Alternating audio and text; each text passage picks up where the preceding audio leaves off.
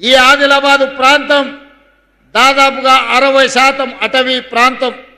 అపారమైన ఖనిజ సంపద ఉన్నది, అపారమైన జలవనరులు ఉన్నాయి, అపారమైన ప్రాచీన సంస్కృతి ప్రాంతంలో ఉన్నది. కానీ ఈ ప్రాంతానికి పరిశ్రమలు రాలే, ఈ ప్రాంతంలో వ్యవసాయం విస్తరించలే, ఈ ప్రాంతంలో విద్య వైద్యము ఈనాటికి పేదలకు అందలే. ఈనాడు ఈ ఆదిలాబాద్ అటవీ ప్రాంతంలో ఉన్న గూడాలలో ఇప్పటికీ పూరు గుడిసెలుగానే ఉన్నాయి. తాగడానికి నీళ్లు అందని పరిస్థితి ఇంకా మన కళ్ళ ముందు కనిపిస్తూనే ఉంది.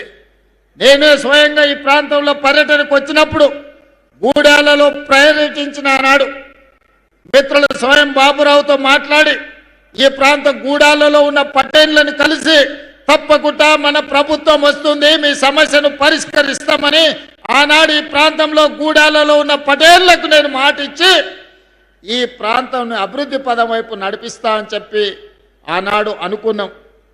మిత్రులారా, నేను చాలా సందర్భాలలో చెప్పిన ఎన్నికలు వచ్చినప్పుడే రాజకీయాలు, ఎన్నికలు వచ్చినప్పుడే ఎజెండాలు, ఎన్నికలు వచ్చినప్పుడు మన పార్టీని మన వాళ్ళని గెలిపించుకోవడానికి 100% ప్రయత్నం చేద్దాం. ఎన్నికలు ముగిసిన మరుక్షణం ఈ వేదిక మీద ఉన్న ఎవరైనా అనిల్ జాదవ్ కావచ్చు, పాయల శంకర్ కావచ్చు, గోడెం నగేష్ గారు కావచ్చు, ఎవరైనా కావచ్చు, వాళ్ళు మా రాజకీయ ప్రత్యర్థులే కానీ మాకు శాశ్వతమైన శత్రువులు కాదు. ఈనాడు మేము వాళ్ళని శత్రువులుగా భావించడం లేదు. భిన్నమైన ఆలోచనలు ఉండొచ్చు, అభివృద్ధి విధానంలో వాళ్లకు మాకు భిన్నాభిప్రాయాలు ఉండొచ్చు, అవి భేదాభిప్రాయాలు కావు. అందుకే ఈనాడు ఈ అభివృద్ధి ప్రణాళికలో పార్టీలకు అతీతంగా ప్రభుత్వ కార్యక్రమంగా మిత్రులందరినీ పిలిచి వాళ్ళతోని మాట్లాడిపించి మీ ప్రాంత సమస్యల్ని వారు మా దృష్టికి తీసుకొస్తే ఆ సమస్యల్ని పరిష్కరించాలన్న కృత నిశ్చయంతో ఈనాడు అనిల్ జాదవ్ కావచ్చు, లేకపోతే గోడెం నాగేష్ కావచ్చు, అందరిని కూడా మాట్లాడిపించిన పిల్లలకు, చదువుకున్న నిరుద్యోగ యువకులకు ఉద్యోగ ఉపాధి అవకాశాలు ఇప్పించడానికి, ఈ ప్రాంతంలో పారిశ్రామిక వాడను ప్రారంభించడానికి తొందరలోనే మీ దగ్గరికి వస్తాను. దానికి సంబంధించిన భూసేకరణ ప్రక్రియ వేగంగా సాగుతుంది అని నేను చెప్పదలుచుకున్నాను. అదేవిధంగా అన్ని జిల్లాలలో యూనివర్సిటీలు ఉన్నాయి, ఆదిలాబాదు జిల్లాలో యూనివర్సిటీ లేదని మా ఎన్ఎస్యుఐ అదేవిధంగా విద్యార్థి యువకులు చాలామంది అడిగినారు. ఇప్పటికే ప్రభుత్వం నిర్ణయం తీసుకున్నది, ఆదిలాబాద్కు యూనివర్సిటీ ఇవ్వాలని. ఆ యూనివర్సిటీకి సంబంధించిన భూసేకరణ, దానికి సంబంధించిన విషయాలతోని తొందరలోనే ఆదిలాబాద్కు యూనివర్సిటీ ఇవ్వడమే కాదు, ప్రారంభోత్సవ కార్యక్రమానికి ఈ ప్రాంతానికి నేను వస్తానని నేను తెలియజేయదలుచుకున్నా. అదేవిధంగా మిత్రులారా, ఇవాళ పొద్దున బాసర సరస్వతి మందిరానికి వెళ్ళినాం. తెలంగాణనే కాదు, దేశం నలుమూలల నుంచి చిన్నపిల్లలకు అక్షరాభ్యాసం చేయించడానికి ఆ తల్లిదండ్రులు సుదూర ప్రాంతాల నుంచి ఇక్కడికి వస్తుంటారు. ఆ మందిరం విస్తరించాల్సిన అవసరం ఉన్నది, మందిర ప్రాంతంలో మౌలిక వసతులను పెంచాల్సిన అవసరం ఉన్నది. ఈ రోజు నా మనవడి ఈ రోజు అక్షరాభ్యాసం కూడా మీ జిల్లా బాసరలో సరస్వతి ఆలయంలో ఈ రోజు ఉదయం అక్షరాభ్యాసం చేయించి ఈ ఆదిలాబాదు ప్రాంతానికి ఉన్న ఒక పవిత్రతను ప్రజలందరికీ తెలియజేసే విధంగా ఒక ప్రయత్నం చేసినాం. ఇవాళ బాసర ఆలయాన్ని విస్తరించడానికి 225 కోట్ల రూపాయలు ప్రాథమికంగా మంజూరు చేసి ఈరోజు బాసర ఆలయాన్ని విస్తరించే పనులను ప్రారంభించుకున్నామని చెప్పడానికి నేను చాలా సంతోషాన్ని వ్యక్తం చేస్తున్నా.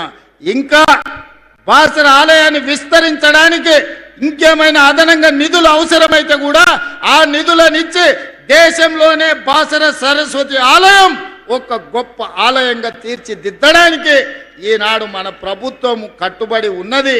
దాన్ని విస్తరించే బాధ్యత ఈ ప్రభుత్వం తీసుకుంటుంది. అదేవిధంగా పెద్దలు ప్రేమ్ సాగర్ రావు గారు సత్యనారాయణ స్వామి మందిరం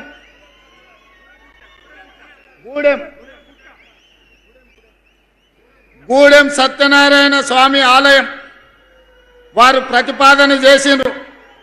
మిత్రులు ప్రేమ సాగర్ రావు గారి అభ్యర్థన మేరకు మా మిత్రులు బట్టి విక్రమార్క గారికి నేను విజ్ఞప్తి చేస్తున్నా, గోదావరి పుష్కరాలు ఏదైతే మనం కార్యక్రమం తీసుకున్నామో, బాసర నుంచి భద్రాచలం వరకు ఏదైతే మందిరాల అభివృద్ధి అనుకున్నామో, అందులో మొట్టమొదటి ఆలయ అభివృద్ధి కింద గూడెం సత్యనారాయణ స్వామి ఆలయాన్ని అభివృద్ధి చెయ్యడానికి ఈ వేదిక మీద నుంచే మనం నిర్ణయం తీసుకుంటున్నాం.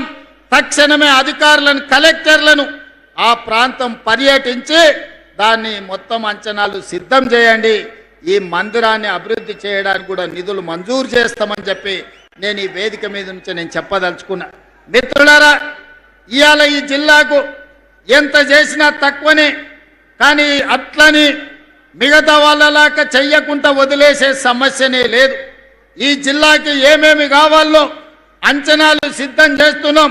ప్రతి 2 నెలలకు ఒక్కసారి తప్పకుండా ఈ జిల్లాకు వస్తూనే ఉంటా, వచ్చినప్పుడల్లా మీకు నిధులు తెస్తూనే ఉంటా. ఆనాడు కొట్లాట కోసం, ఒక స్ఫూర్తి కోసం ఈ ఆదిలాబాదునే ఎన్నుకున్నాం, నేను మిత్రులు బట్టి విక్రమార్క గారు. ఈనాడు కూడా తెలంగాణ అభివృద్ధిని ఆదిలాబాదు ద్వారానే ప్రపంచానికి చూపించాలి, గోదావరి జలాలను ఒడిసి పట్టాలి, ఈ నేలను సస్యశ్యామలం చెయ్యాలి, ఈ ప్రాంతాన్ని అభివృద్ధి పదం వైపు నడిపించాలి. దానికోసం మీ అందరి సహకారం కావాలి. ఇవాళ మా ప్రభుత్వానికి ఇందిరమ్మ ఇండ్లు ఇచ్చినా, సన్న బియ్యం ఇచ్చినా, ఉచిత కరెంట్ ఇచ్చినా, ఇంటికి ఉచిత కరెంట్ ఇచ్చినా, రైతు రుణమాఫీ చేసిన, రైతు భరోసా ఇచ్చిన, షాదీ ముబారక్ ఇచ్చిన, కళ్యాణ లక్ష్మి అందించిన, ఏ కార్యక్రమం చేసినా పేదవాడి కళ్ళల్లో ఆనందం చూడాలి. మేము పాలకులం కాదు, ప్రజలనుకున్న సేవకులం, ప్రజలకు సేవ చెయ్యాలన్న ఆలోచనతోనే మీ ముందు నిలబడ్డం పని. అవునానే? రాజకీయ నాయకులే కాదు, ఆలుమొగులు మాట్లాడుకుంటే కూడా ఇన్న రోజు ఇవాళ బాజాబ్తో రోడ్డు మీదనే మమ్మల్ని తిడుతురేమన్నా అన్నామా? ఎప్పుడన్నా ఏమన్నా అన్నామా? ఎన్ని మాటలు మాట్లాడుతురు? ఏమన్నా ఎవరి మీద ఏమన్నా కేసులు పెట్టామా? ఎవరు నన్ను సతాయించినామా? అందుకే ఈనాడు తెలంగాణ ప్రజలు స్వేచ్ఛగా బతుకుతున్నారు. మళ్ళీ నిర్బంధాలు కావాలి, మళ్ళీ గడీల పాలన కావాలని ఎవరని కోరుకుంటారా? ఆనాడు గడీలను బద్దలు కొట్టిన ప్రాంతమే, నిజాం సర్కార్ గడీలను బద్దలు కొట్టిన ప్రాంతమే ఆదిలాబాద్ గడ్డ. ఆ బిడ్డలే రామ్జీ గోండు, కొమరం భీముడు. గడీలను బద్దలు కొట్టిన ఈ ప్రాంతం నుంచి నేను చెప్తున్నా, మళ్ళీ గడీల పాలన రానివ్వము, మళ్ళీ రాక్షసులను మమ్మల్ని పాలించే పరిస్థితి రానివ్వం. ఈరోజు ప్రజలకు సేవకులుగా సేవలు అందిస్తాము, తెలంగాణ రాష్ట్రాన్ని అభివృద్ధి పదం వైపు నడిపిస్తాము. ఖచ్చితంగా 2034 వరకు ఈ ప్రభుత్వం కొనసాగుతుంది. మా ఆడబిడ్డల ఆశీర్వాదం ఉంటుంది, మా సోదరుల సహకారం ఉంటుంది. మళ్ళీ వస్తా జూన్ 2 లోపల ఆదిలాబాద్కు చెప్పిన వాటిల్లో చాలా వరకు మళ్ళీ మంజూరు చేసి తీసుకొచ్చి మీ పనులు ప్రారంభించే కార్యక్రమం చేస్తా. మళ్ళీ వచ్చే కార్యక్రమంలో ఇదే ఉత్సాహంతో, ఇదే అభిమానంతో మనందరం కలిసికట్టుగా పనిచేద్దామని తెలియజేస్తూ మీ అందరి దగ్గర సెలవు తీసుకుంటున్న ధన్యవాదాలు మిత్రులారా.